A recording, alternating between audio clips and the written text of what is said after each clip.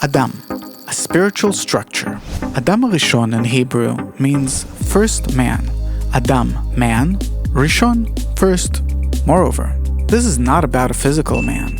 Adam rishon, from Kabbalah's point of view, is a spiritual structure consisting of a large number of parts, that is, desires. Initially, these parts were connected with each other and worked for the whole desire, for Adam meaning, similar to how cells in the body work for the whole body. What was connecting them? The upper force, the force of unity, bestowal, and love, or in short, the Creator. Then, with the development of egoism, that is, when each part began to feel only itself, these parts, desires, started to move away from each other. The one soul called Adam broke into many fragments, which fell into our world. That is, into this reality which we call our corporeal world. In it, the desires are not only separated by egoism, but also by our biological bodies, the coarsest edition of the egoistic matter. In order to restore the system of Adam and return to it, the Creator left in the corporeal object called man a small part of the upper light. This part is called a point in the heart, or a spark of the Creator, a spark of love calling a person upward. The point in the heart exists in each and every person, but in some it's awakening now, and in others it hasn't awakened yet. When it awakens, a person will understand that it is time to return home, to the single desire called Adam, and for this he needs to conform to the desire and to be bestowing and loving like it. It is for this purpose that the creation develops in 3 stages. 3 stages of development of the creation. The first stage is unconscious, a stage in which the majority of people still is. The point in the heart has not yet awakened in them, and this cannot be helped. They react automatically to the desires that are awakened in them and automatically implement them. The second stage is partially conscious. Here, the point in the heart already begins revealing itself in a person.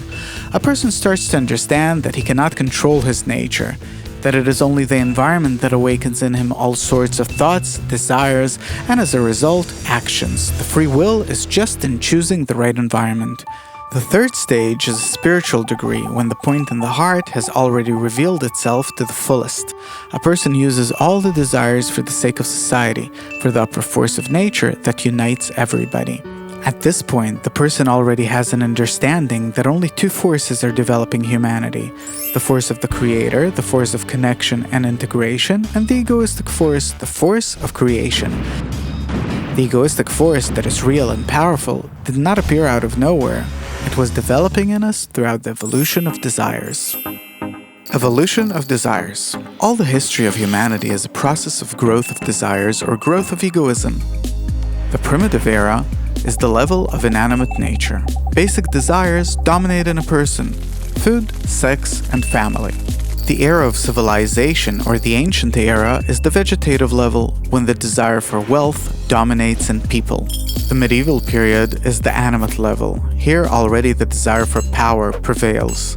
Modern time is the birth of civilization of the individual. The strong desire for knowledge is already evident. This is the period of geographic discoveries, the scientific revolution, the Renaissance period, when the person is in the center of attention. And of course, our time, the time of integrality, when the desire to discover the meaning of life and the uniform law of creation appears in masses. Here a person is able to realize this desire if he overcomes his egoistic qualities and rises above them. This is where we need to add a new, most important term: intention. Intention is what gives the correct vector to desires, feelings, and emotions. We do not have bad or good desires and qualities. There's just an opportunity to use them for the betterment or detriment of others. That is, one asks, with what intention am I doing this? That is the question. A person has a natural intention to live only for his own sake. By the way, our animalistic instincts, food, sex, safety, family, are not egoistic. They're not different from desires of the animal world. The true egoism is revealed precisely in a group consisting of those people who strive to connect, when what they want is to reach the quality of bestowal and love, the quality of the Creator. The more contradictions and disagreements appear between these people, the closer they will be when they can build the right intention. That is, one must use his egoism in order to rise above it for a higher purpose.